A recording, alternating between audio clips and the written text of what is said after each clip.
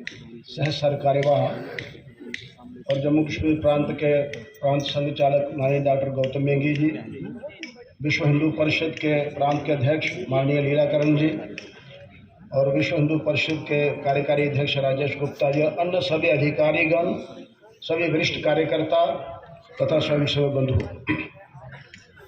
मेरी बात को अन्यथा न लें। मैं जब आ रहा था तो मन में विचार आया कि यदि त्रेता युग में महाराजा मनु के बड़े पुत्र इक्ष्वाकु के वंश में 64वीं पीढ़ी में भगवान विष्णु राम का अवतार नहीं लेते तो आज हम यहाँ नहीं होते। ऐसा एक विचार आया मन में कि इतिहास कितना बड़ा है, थोड़ा संक्षिप्त में भी उसका वर्णन किया जा सकता है, लेकिन मुझे तो वर्णन करना है यहाँ पर इस राम जन्मभूमि आंदोलन के मध्य में, इस सारे कालखंड में, संघर्ष के कालखंड में जम्मू कश्मीर में क्या क्या हुआ। आज हम उस स्थिति में पहुंच गए हैं कि मंदिर का निर्माण हो गया है, वहाँ बाल भगवान राम की मूर्ति की प्रतिष्ठा होगी, परंतु इस सारे संघर्ष में राम जन्मभूमि का संघर्ष कब शुरू हुआ तो मैंने बताया वो तो तब शुरू हो गया था ईसा की 3 शताब्दी पूर्व, जब मेलेंडर नाम के एक विदेशी जबर ने इस देश पर आक्रमण किया था।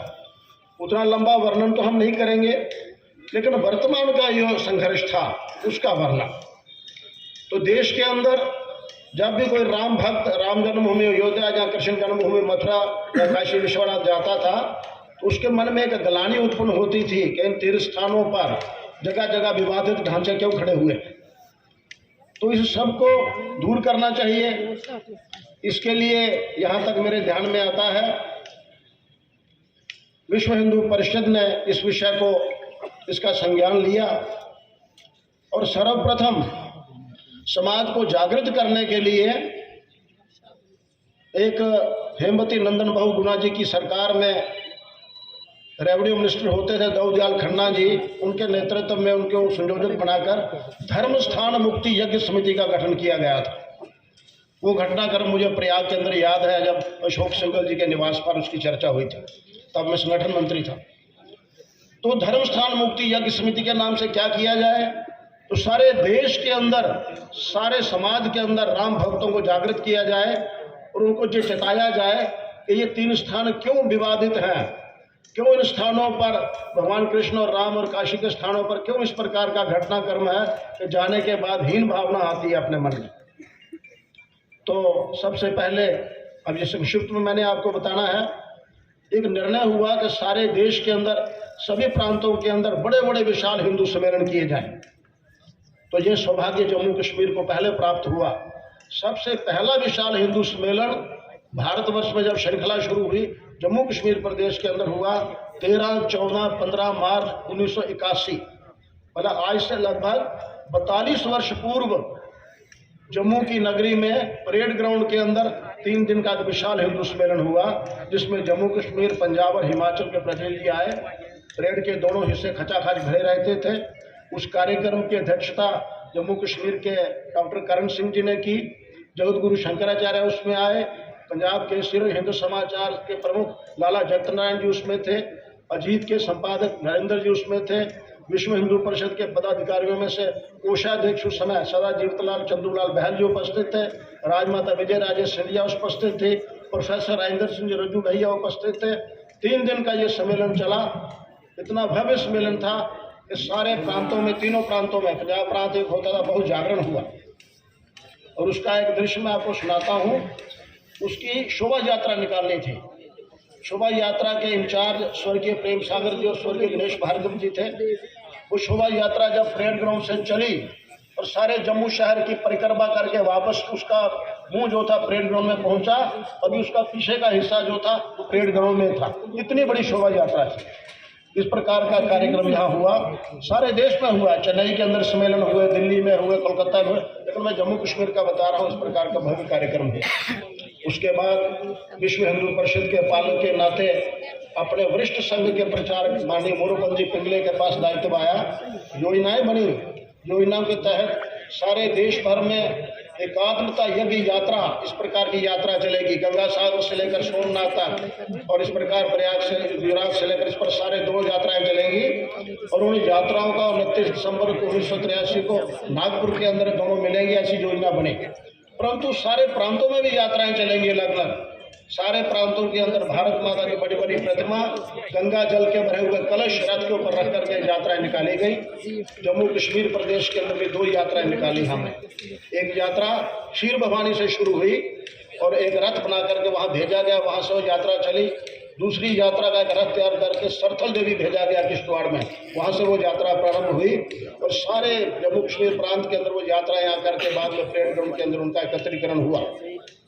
परिस्थितियां कैसी होती थी, तो हिमाचल की यात्रा समाप्त हुई तो इंदौरा में जाकर रात को 2:30 बजे वहां से जाकर रथ लाया, कलश लाए, और जब वापस भेजने थे दिल्ली में तो हमारे पास वाहन की व्यवस्था नहीं थी। स्टेट रोड ट्रांसपोर्ट की गाड़ी पर रख करके कलश, उस समय विश्व हिंदू परिषद का कार्यालय दिल्ली में जो अपने ग्वालियर पोल्ट्री कंपाउंड में होता था, वहां जाकर पहुंचाए बस पर ले जाकर के।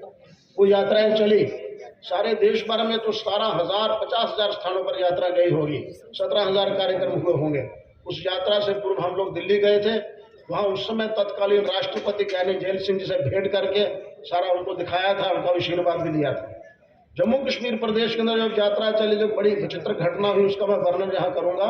क्षीर भवानी की यात्रा जब क्षीर भवानी से चल के बारामूला से कुपवाड़ा से होकर के आई, तो पहलगाम के अंदर पास कुलगाम में, पुलवामा के पास कुलगाम में एक कात्यायनी देवी का मंदिर है, काकरान बॉम्बे में। उस कात्यायनी देवी के मंदिर में कार्यक्रम हुआ, रात को हम वहाँ लोग रुके।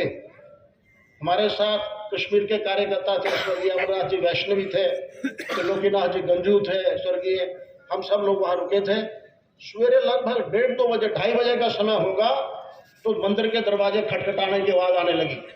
मन में भय निर्माण हुआ कि शायद कुछ लोग जो यात्रा को पसंद नहीं करते वो तो नहीं आ गए, लेकिन भाषा के वैष्णवी जी थे वहां पर, बात की जब तो पता लगा नहीं कुछ ऐसे लोग हैं। जब खिड़की खोलकर देखा, जिनके साथ महिलाएं भी थी, बच्चे भी थे। दरवाजा खोला, रथ वही खड़ा था। वो लोग अंदर आए, उन्होंने रथ के अंदर बहुत सारे सेब डाल दिए पेटियों से, प्रणाम किया और कहा हमें गंगा जल दीजिए। तो मैंने उनसे धीरे से पूछा, आपका शुभ नाम क्या है? अब्दुल हमीद। ये मेरी बेगम है रशीदा, ये मेरा बच्चा है उस्मान। बड़े स्वागत, बड़ा शुभ कार्य हुआ है, आप लोगों ने गंगा जल हमारे घर तक लाया। हम दिन में नहीं आ सकते थे, अब रात को आए, हमें गंगा जल दीजिए। हमने उनको गंगा जल की बोतलें भेंट की। इस प्रकार का घटनाक्रम केवल जम्मू कश्मीर में नहीं हुआ होगा, मैं समझता हूँ उस एकात्मा यज्ञ यात्रा के कारण सारे भारतवर्ष के अंदर इस प्रकार के उदाहरण आए होंगे, जिसके कारण जागृति आई। गंगा जल यात्राएं चली, एकात्मा यज्ञ यात्राएं चली, और उसके बाद तो फिर एक समाज को जागरण करने का क्रम शुरू हो गया। 1984 में निर्णय लिया गया कि तीनों स्थानों को नहीं, एक स्थान को केंद्रित किया जाए। तो फिर राम जन्मभूमि समिति, जो नया समिति का, संघर्ष समिति का गठन हुआ, महंत अवैधनाथ जी के नेतृत्व में, जो जोगी आदित्यनाथ जोगी जिनके गुरु जी थे, वो मेंबर पार्लियामेंट थे, उनके मार्गदर्शन में हुआ। तो वो जब यात्रा चली, वो जब गठन हुआ, उसके बाद तो समाज को जागृत करने का जो कार्य था, उसके अंदर एक बहुत बड़ा योजनाएं बढ़ी। जैसे उसके बाद रामशिला पूजन के कार्यक्रम शुरू हुए, यानी ऐसी ईंटें जिन पर जय श्री राम लिखा था, उन ईंटों को गांव-गांव में जाकर, प्रत्येक मंदिर के अंदर जाकर उसकी पूजा हुई। मुझे स्मरण आता है जब जम्मू कश्मीर प्रदेश के अंदर रामशिला पूजन का कार्यक्रम प्रारंभ हुआ, तो केंद्र में तय हुआ कि शिलाएं तो अपने अपने प्रदेश में बनानी है। हमने जहाँ कुछ ईंट भट्ठे वालों को अप्रोच किया तो 1-2 ने मान ली हमारी बात। उन्होंने हमें 1,000 ईंट अलग सांचा बना के जय श्री राम का भट्टे, क्योंकि समय से पूर्व बनवानी थी, भट्टे जब लगते हैं उसमें बनवानी थी, तो उन्होंने अलग सांचा बना के जाए। फिर उन ईंटों को हमने लेकर के प्रत्येक अपने प्रांत के अंदर, गांव-गांव के अंदर भेजा। मुझे स्मरण है हर गांव के अंदर वो कार्यक्रम हुए शिला पूजन के। और उस समय जो हमारे धर्माचार्य थे, संत थे, वो शिला को सिर पर रख करके आगे आगे चलते थे, सारा समाज उनके पीछे चलता था। सारे प्रांत में शिलाओं का पूजन हुआ। फिर उन शिलाओं को बसों में रख करके अयोध्या, जहाँ से 3 बसें गई थी, क्योंकि भरा था, कार सेवा वहाँ भेजी, अयोध्या में उनको भेजा गया। इस प्रकार रामशिला पूजन के कार्यक्रम हुए। फिर उसके बाद कई लोगों ने आकर हमें कहा, भट्टे वालों ने, आपने हमसे क्यों नहीं बनवाई, हमसे क्यों नहीं बनवाई? मैंने कहा राम की शिलाएं बनाने से वंचित रह गए। इस प्रकार का वातावरण था। उसके बाद राम ज्योति रथ यात्राएं आई। अयोध्या से ज्योति ला करके सारे देश में गई वो रथ यात्रा ज्योति। उस ज्योति को लेकर के गांव-गांव के अंदर कार्यक्रम हुए और इस प्रकार एक वातावरण निर्माण हुआ। फिर चरण पादुका पूजन के कार्यक्रम आए। उन कार्यक्रमों से इस सारे समाज को जागृत किया गया। बहुत लंबा विषय है, बहुत संघर्ष का विषय है और अंत में आते आते फिर 1986 के अंदर जैसा बताएंगे आपको अधिकारी, ताला भी खुल गया वहाँ पर सब, लेकिन मंदिर निर्माण करने की स्थिति निर्माण नहीं हुई। वहाँ शिलान्यास भी हुआ, सब हुआ, लेकिन 31 अक्टूबर 2 नवंबर 1990 को पहली कार सेवा हुई। मैं थोड़ा ब्रीफ में बताता जा रहा हूँ। जम्मू कश्मीर से बहुत सारे कार्यकर्ता गए कार सेवा के लिए, कोई ट्रेन से, कोई लोग ऐसे गए। उस कार सेवा के अंदर गोलियां चली। मुलायम सिंह यादव चीफ मिनिस्टर थे। बहुत सारे लोगों का बलिदान हुआ, सैकड़ों लोग, हजारों लोग बलिदान हुए उसमें। मुझे स्मरण है जम्मू कश्मीर प्रदेश के अंदर भी अखनूर के पास समा गुफा है, उस गुफा के जो स्वामी जी थे उनके दोनों शिष्य भी वहाँ गए थे और उन दोनों शिष्यों को वहाँ पर कुछ पुलिस कहिए जहाँ मुलायम सिंह के गुंडे थे, मुंह में बंदूक रख के गोली मार दी थी और दोनों वहाँ बलिदान हो गए थे। आज भी समाज के अंदर उनकी समाधियाँ बनी हैं। उसके बाद दूसरी कार सेवा हुई। पहली कार सेवा में सैकड़ों लोगों का बलिदान हुआ था। वहाँ पर एक भयानक तांडव हुआ था अयोध्या के अंदर, लेकिन लोग डरे नहीं। राम भक्त पूरे उत्साह के साथ दूसरी कार सेवा में भी गए और स्मरण बुलाकर लिख कर दे दिया कि भाई हम जा रहे हैं वहाँ पर, लौट कर नहीं आएंगे। लोग भी गए, शिष्य भी गए, लेकिन उस दूसरी कार सेवा जो 6 दिसंबर 1992 को हुई, उस समय में विवादित ढांचा गिर गया था। बंधु उसके बाद 1992 के बाद जब विवादित ढांचा गिर गया, भाजपा शासित 3 राज्यों की सरकारों को निलंबित कर दिया गया। जम्मू कश्मीर प्रदेश के अंदर भी जब लोग वहाँ से लौटे तो ब्राह्मण सभा बहुत बड़ा कार्यक्रम किया गया। अब कुछ लोग होते हैं, उत्साही होते हैं, वहाँ से एक आधा कार्यकर्ता एक शिला भी उठा कर ले आया था विवादित ढांचे की। मैं ये विवादित ढांचा गिर गया था, ये शिला लाया हूँ वहाँ से उठाकर, और उसमें जो लोग बोले हैं उनके खिलाफ कोर्ट में केस करना है। तो एक कोई MM खजूरिया है, director general police retire Mahaji, हाँ वो भी हैं, कहते उनको मैं जानता हूँ। एक कोई संस्कृत विभाग के विभागाध्यक्ष हैं डॉक्टर कौशल्या वल्ली, वो भी उस कार्यक्रम में गई थी। मैं कहा उनको गई होगी, नहीं कह रहे मैं उनको भी जानता हूँ। तो फिर वो कहने लगे एक कोई पुरुषोत्तम दधीची भी वहाँ था, वो मुझे पता नहीं कौन है, और मैं उनके सामने खड़ा था। कारण ये था कि वहाँ सरकार में मेरा नाम चलता था पुरुषोत्तम कुमार शर्मा और संगठन में पुरुषोत्तम दधीची। तो एडवोकेट जनरल ढूंढ रहे थे पुरुषोत्तम दधीची कौन है, और मुझे ही उन्होंने कहा कि 3 लोगों का डोसियर तैयार करना है, इनका केस है। उस समय हाई कोर्ट के एक रिटायर्ड जस्टिस थे कुछ है, तो एक वो भी रिटायर हो गए थे, बेकार बैठे थे, उनको बनाना था कुछ ना कुछ। तो 1 मैन कमीशन अपॉइंट किया गया और सेक्रेटरीट के अंदर उसकी तारीखें पढ़ने लगी, डोसियर तैयार हो गए। मैं सेक्रेटरीट में सर्विस कर रहा था उस समय। तो मुझे स्मरण आता है हमारे माननीय प्रांत संघ चालक जी के पिताजी, वो भी हमारे माननीय संघ चालक रहे हैं प्रांत के, तो वो वहाँ आए हुए थे।